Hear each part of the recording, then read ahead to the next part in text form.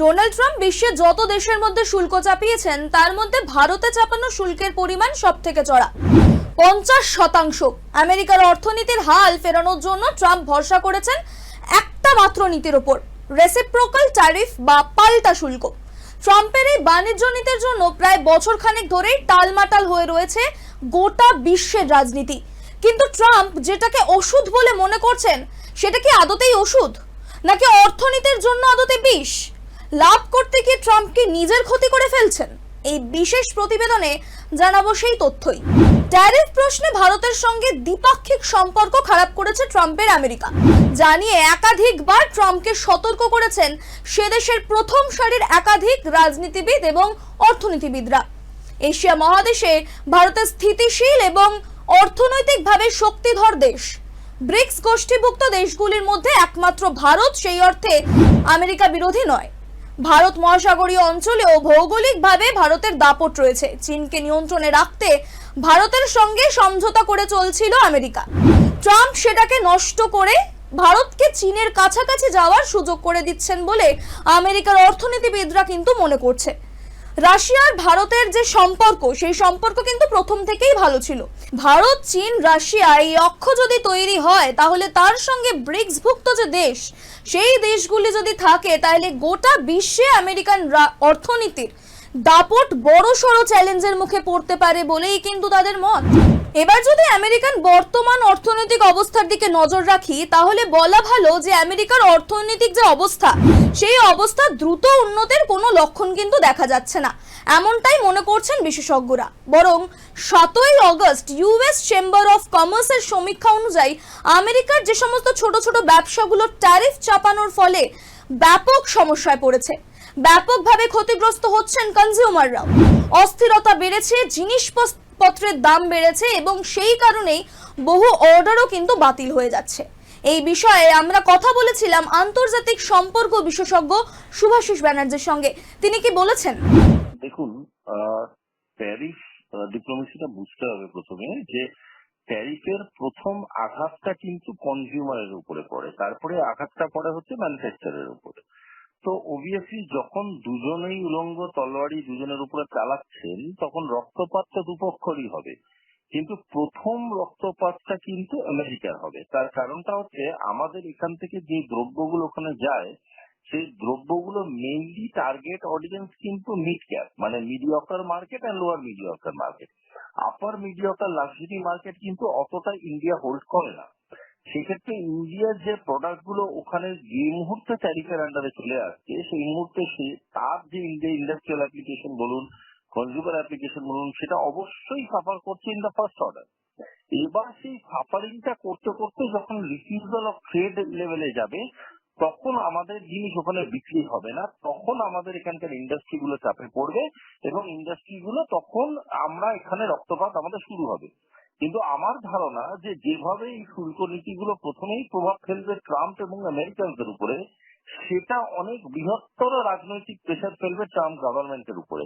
কারণ আমাদের এখানে কিন্তু মাল্টি ডাইমেনশনাল ট্রেড বা বিভিন্ন অল্টারনেট ট্রেড রুট তৈরি করার ক্ষমতা ভারতবর্ষের আজকের ডেটে আছে।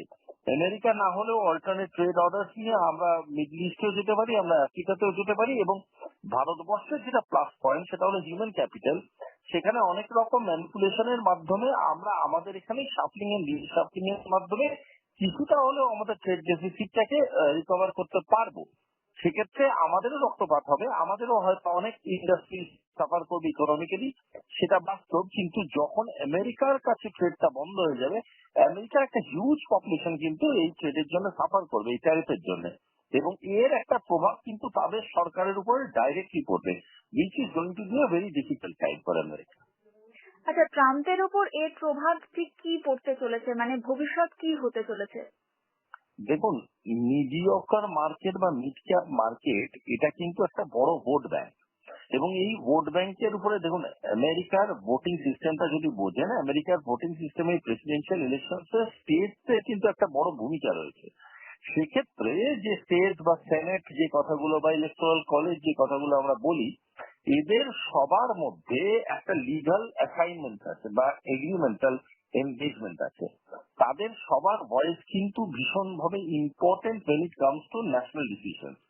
তো যদি এই ধরনের শুল্ক নীতির কারণে একটা বড় সংখ্যক কনজিউমার মার্কেট আমেরিকার মার্কেট থেকে বিমুখ হয় বা একটা বড় সংখ্যক ভোট ব্যাংক অখুশি হতে থাকে, সেই অখুশি হওয়াটা কিন্তু ভীষণভাবে প্রভাব ফেলবে কারেন্ট ট্রাম্প সরকারের উপরে, এবং সেটা রিপাবলিকানদের শুধু না ডেমোক্র্যাটসদেরও ইনভলভ করবে সেই ধরনের ডিবেটে।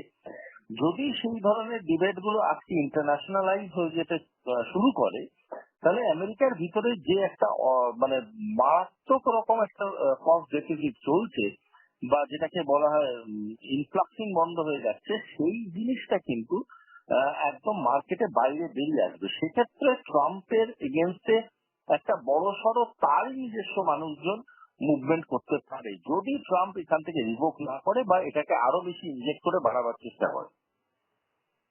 আচ্ছা, এর আগে ট্রাম্প বলেছিলেন যে ভারতের ইকোনমি ডেড ইকোনমি, এবং কিছুদিন আগে তিনি এটাও বলেছেন যে আমেরিকার ইকোনমি এর আগে ডেড ইকোনমি ছিল, উনি আসার আগে মানে উনি আসার পরে এটাকে আরো চাঙ্গা করে তুলছেন।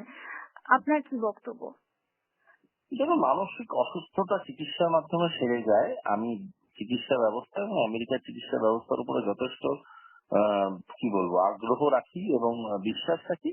ওনার ঠিকঠাক জায়গায় ঠিকঠাক সময় ঠিক মতো চিকিৎসা হলে উনিও সুস্থ হয়ে উঠবেন এবং বুঝতে পারবেন অর্থনীতির মধ্যে একটা ফ্যাক্টর হয় গ্রোথ অফ কারেন্সি বা গ্রোথ অফ মার্কেট ক্যাপিটাল বা গ্রোথ অফ ইকোনমি। সেই তিনটে ফ্যাক্টরই ভারতবর্ষ তার থেকে অনেক এগিয়ে। আমেরিকার অ্যাকর্ডিং টু আইএমএফ রিপোর্ট আমেরিকার গ্রোথ রেট হচ্ছে 1.4, আমাদের গ্রোথ রেট হচ্ছে 6.9, যেটা 2023-এর ডেটা। আজকের ডেটায় সেটা আরো বেড়ে গেছে 7.14 সম্ভবত। সুতরাং এই ধরনের কথাগুলো যিনি বলেন তার আমি দ্রুত আরোগ্য কামনা করি।